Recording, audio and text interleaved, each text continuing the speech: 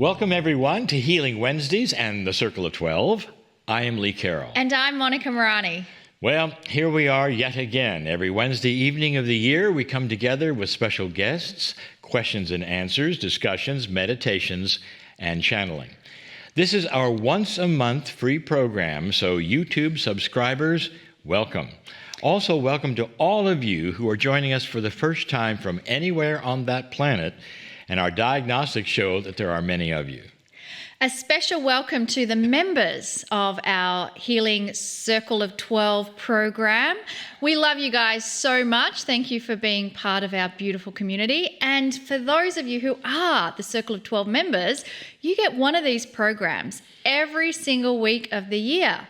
If you're not a member, but you follow the Circle of 12 on YouTube, well, guess what? This is your 21st free program.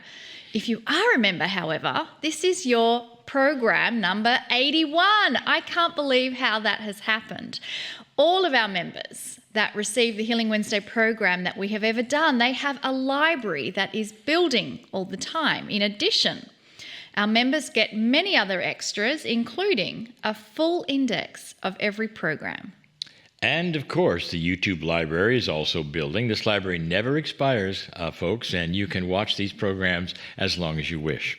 So, YouTube subscribers, take a look at some of the great programs from last year with some very prominent guests. So we're now going to move to our question and answer section of the program, and many of you have been asking the same question about the term old souls. There seems to be a lot of confusion due to the statement that your soul is eternal. But if your soul is eternal, how can there be a new soul and an old soul? Well, even though I may have answered some questions regarding this in prior programs, it's always good to review a subject that is still being asked. What we face in many of these questions is that most of you have not seen the past membership programs. I'm talking mostly to the YouTube audience at the moment. Now, in those weekly programs that you have not seen, we do a whole lot of Q&A every single week. So I'm going to address this once again for you. This is a free show, so the majority of you viewers have access to 25% of the total shows. So I'm saying this again just to plug the weekly membership to say maybe if you'd like to, you could join us and have access to all of these questions and answers. But here is the answer to the question about old souls. Those who have asked this question are correct. Our soul is eternal. In fact, it has no beginning and no end. And according to Kryon, we are actually part of the creative source. You and I are. The creative source energy being God. So you are a multidimensional consciousness. We all are. So how can there be an old and a new soul designation with that kind of a definition? The answer is simple. Kryon is relating this name, old and new soul, to your time on earth. That's the difference. And it fully explains how you could be an old soul with many lifetimes on earth, or a new soul who may have just arrived to be a human on the planet. That's because our population growing almost exponentially. Our souls are the ones Kryon tells us are usually called old souls, the ones listening and the ones presenting here.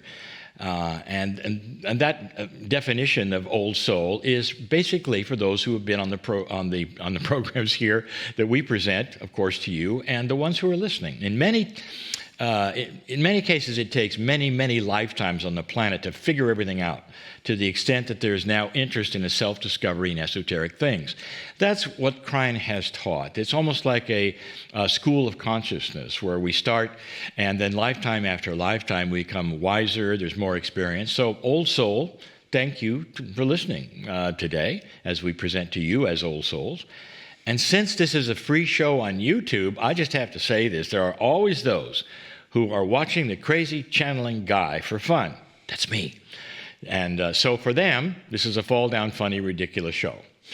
I mean, I wouldn't say that unless I knew it was true, that there are those who watch and have a good time for that reason. So if that's you, I have a message for you. You are a new soul, and you're still unaware of your incredible value to this planet, your magnificence, and your ability to change your lives, live longer, and make a compassionate change happen on earth. So regardless of whether you're a new or old soul, we love you equally, and we hope that you can feel our love being transmitted to you right now. Our next question comes from Gilad. Gilad is from Israel, Shalom. And Gilad is asking, is it possible to energetically invite those who are dear to me into the circle of 12? Gilad, the answer is, you ready? Yes, yes, and yes. I want to be emphatic. The circle of 12, as we give it every week, as a meditation, a profound visualization, it's only an example of what a human can do in this new energy. We have so much more we can do. I'd invite all those you love to be there with you. So yes, and give intent that they may see that they can also participate in their own kind of circle of 12, call it whatever they wish, although some may disagree. This energy that we present is available to every single human on the planet, no matter what their belief system. It's private. It's not a doctrine. It's loving energy. It's you working with your own soul, no matter how you were taught to worship. So, bringing those you care about into your own soul's energy also goes right into what we call the field, the quantum field, something that's all around us and everyone on the planet, a multidimensional field. It's really a kind of process you got used to when you would pray for others. It's not new. It just has a far more powerful perspective to it. Many prayers today are being directed at those in trouble and pain. There are probably more today than just a few months ago, and they really need it. So by including all those within your own circle of 12 experience, you're right at the source of all love and compassion, making a difference to everyone you think about, including yourself. Thank you for asking that great question. And it was a great question, and we want to now move to two similar questions on one theme, and the theme is our beloved animals, our pets. The first question asked is from Karen. She's in Florida in the US, and Karen is saying that I am interested in knowing about our beloved pets. We have all suffered the anguish when we've had to say goodbye to them, and I would feel better knowing what happens to them. Are we ever reunited with them? I have heard a multitude of answers, but none that really resonate. Are there pets in the fifth dimension? And then we have Chris from Vermont in the US who is asking, do animal friends who pass over stay with us energetically the way that our loved humans do? Such a wonderful question, and this is something that I really enjoy talking about. I actually did a video that gave a full explanation of all of the answers to those questions about a year ago on Kryon Facebook area, but I would love to talk about it again for this group, especially for those watching on YouTube. Animals, all of them, have different roles to play on this planet, and Kryon tells us that most of them exist to help humanity. But the ones we have in today's culture, which are the most precious to us, are our pets. Be aware that this could be a mouse or a horse. It's about the consciousness of the animal and the bond of love with a human being. Bottom line, many are here to love us unconditionally, and they become different esoterically because of this bond, this love. So the buffalo in the field who never sees a human being is very different from the buffalo who becomes a pet. Yes, there really are some. As humans, we are very linear thinkers, and we want all the spiritual rules to be absolute and linear. Our thinking is that animals either all have souls or they don't, or they reincarnate or they don't, and that's how we think. But we don't really like a situation where some do and some don't. Welcome to Kryon's world, where love and compassion and human energy creates a very special condition with the love for an animal. Your pets, ready? They have reincarnate-ready souls. Now, you can stop for a moment and laugh if you want to. Cats and dogs in particular, Kryon teaches, don't have that, and also they don't live very long. We may get 15 years out of them, and that's just an average, but that's about it. So if you are a lover of animals, you've experienced probably the heartbreaking loss of not just one, but maybe a few. Here's the good news, really good news. Kryon tells us that they know you. Of course they do. They have a love affair with you, and they want to continue that love with you even when they pass on. This is actually their reincarnate-ready soul. Love has made the difference. If you can really cognize this and get through the grief of a loss, go looking for them. And Kryon talks about that. They want to be found. They do. And there's a setup to be in your area so you can find them. Now, here's where it gets non-linear. Synchronicity will take you right where you need to be. If you believe these things that we talk about in the field and synchronicity and quantum consciousness, don't look for the same animal or color or breed. That's just what we want to do, and that's linear. Mostly, they want to be found, so they'll be similar. But, ready? Sometimes a bulldog wants to be a poodle, believe it or not. And some are going, no, that can't be. So be open. Please be open, but try. Go to the animal shelters or areas you trust that may have them and look. How will you know?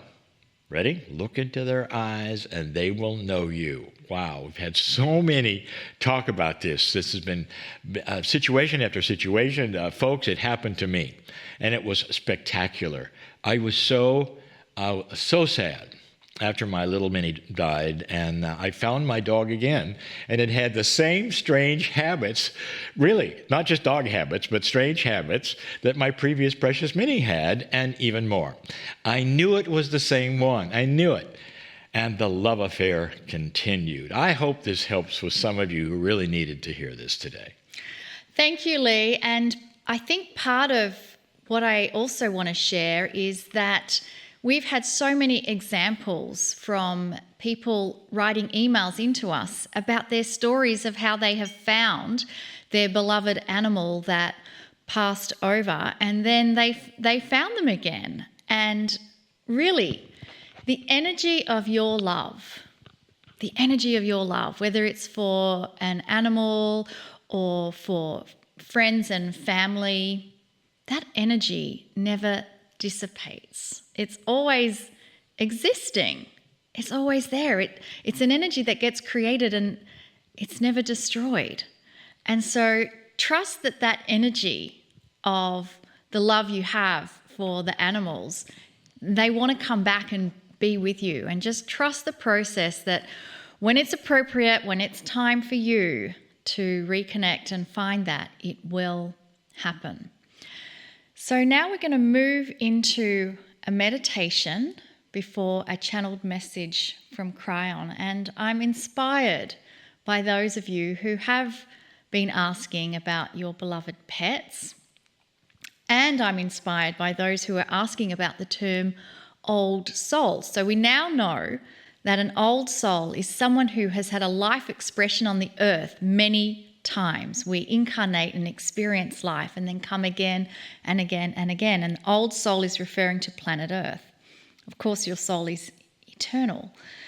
So let's use those terms of old soul and beloved pets as we go into a meditation. So I invite you to close your eyes and relax your body. Relax your face, relax your shoulders, your arms and hands. Relax your thighs, your knees, your calves, your feet.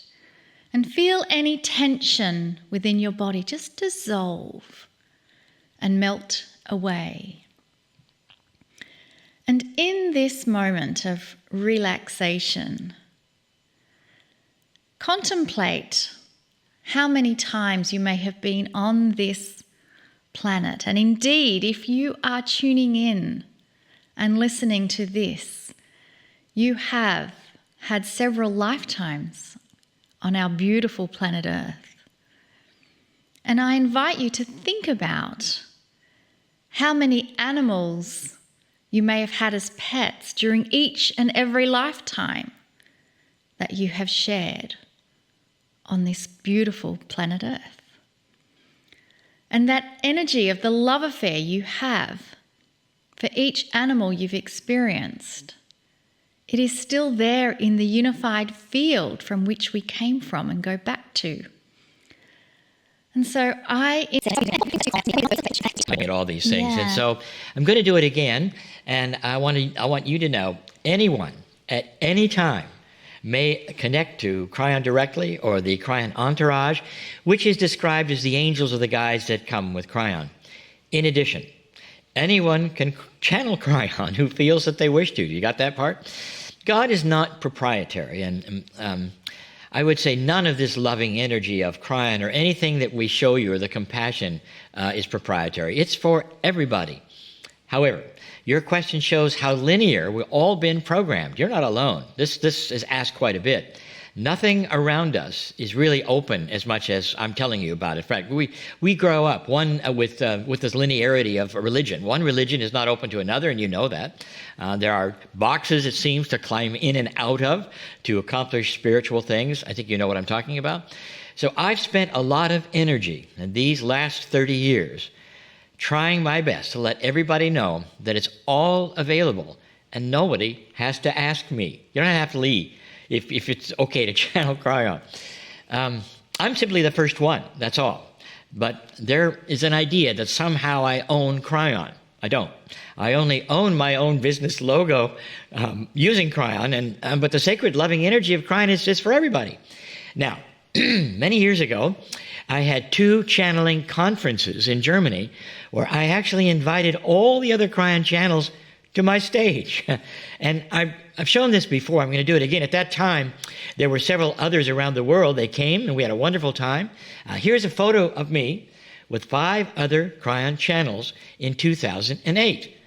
We didn't contradict each other or fight or any of the things that people would expect with mainstream belief systems. There was nothing like that. It was beautiful. But even today, I see the very old energy ideas of what people think must happen if they want to channel Kryon. You've got to ask me, and you don't.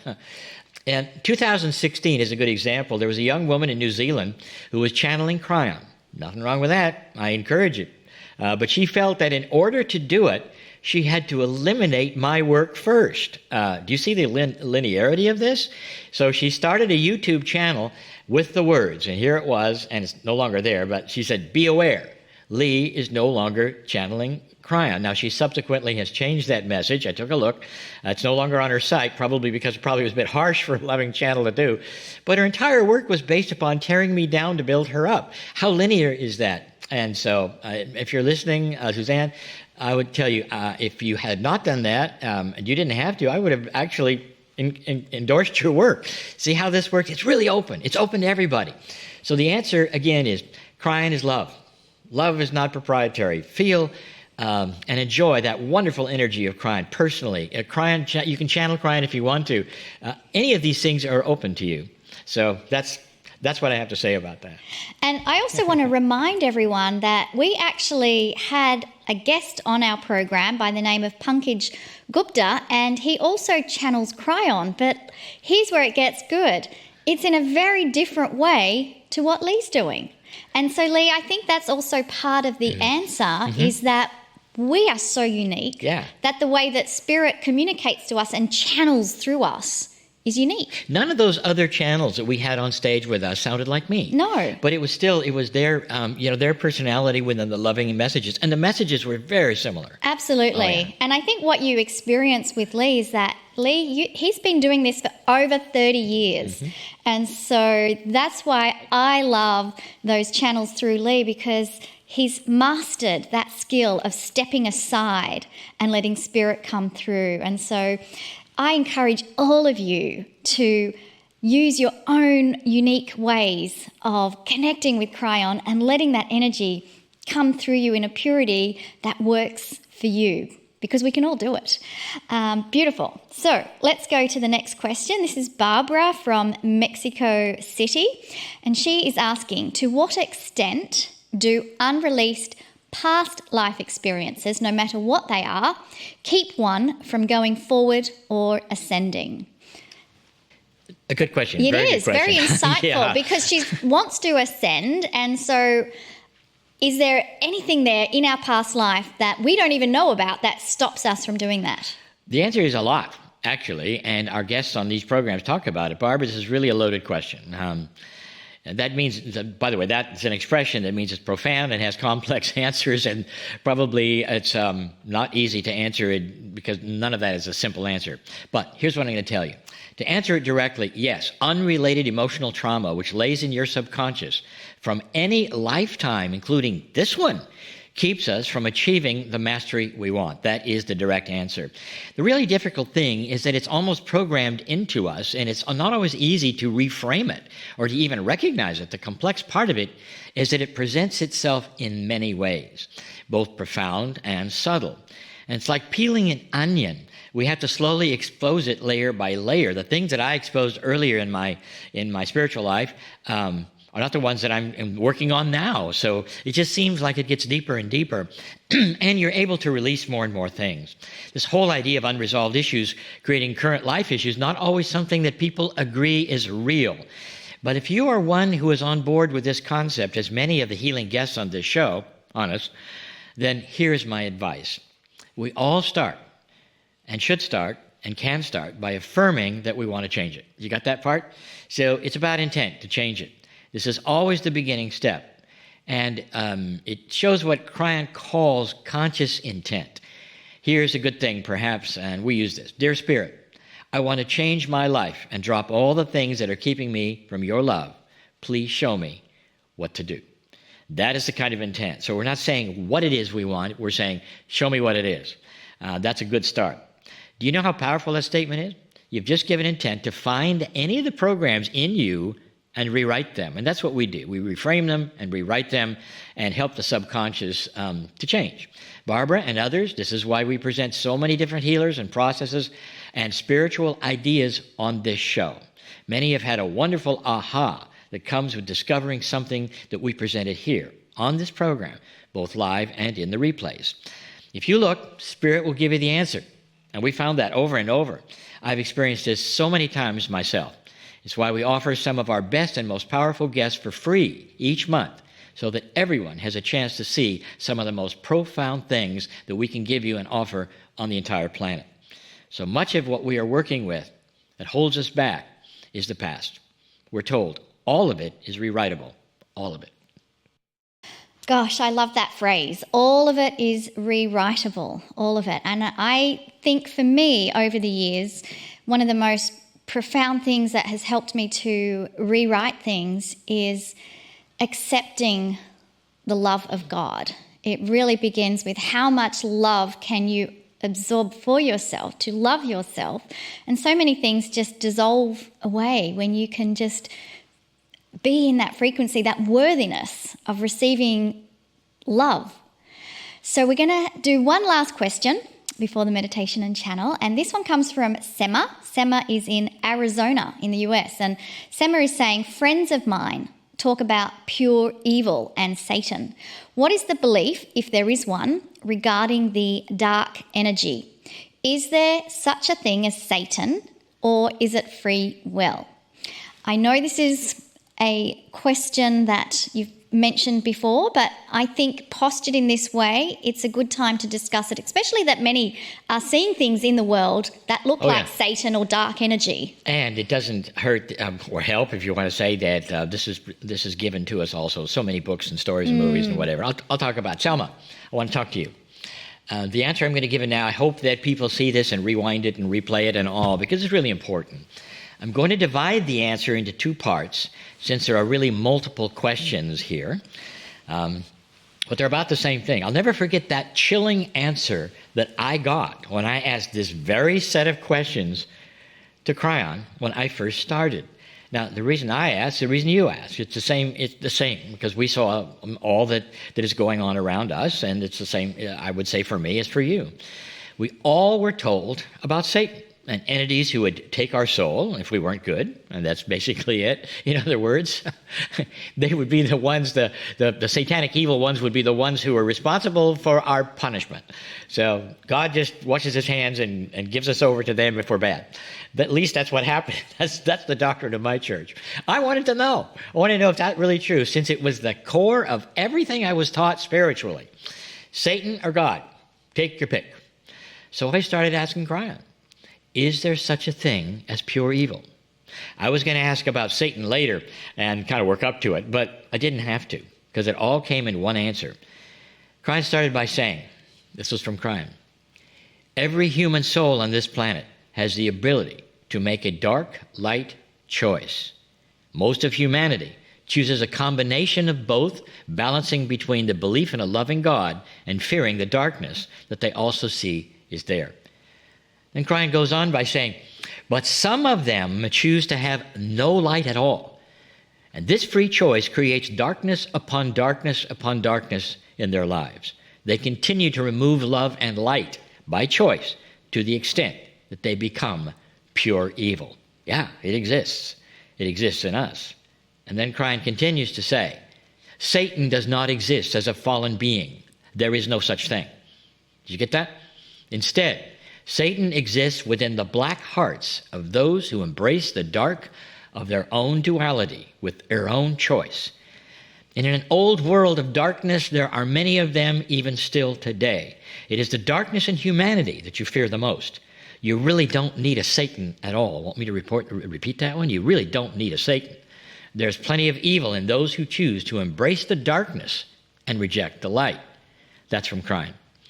Regular people have a hard time believing that the purest of evil comes from humans. But over the years, I know Kryon is right. Again, our programming is that there's some kind of a dark lord who is fighting with us. It doesn't help that our movies have it repeatedly. I mentioned that. Even my favorite movies, my science fiction series, Star Wars, they have it. They really have it. They have the bad guys are red skin with horns. Go figure. George, you really didn't have to go that far. We got it. They were evil. But even in the movies, they have Satan, they have devils, stories and books. They normally are showing redemption, however. That's the good part. Victory over the evil guys. I like that. So at least we have nice messages that we can all beat the dark. So Selma, answer. Satan, no. Pure evil, unfortunately, yes. But remember, our light can remove any darkness anywhere. I want to thank Sema for asking that question because a lot of good information came out with that answer, Lee. I think so too. I hope it wasn't too harsh for people. I want you to really think about it. I had trouble for a while thinking, can a human really be that dark? And the answer is absolutely. We have free choice to have dark hearts if we want. Yeah, absolutely. And light hearts if we want. Absolutely. So with that information,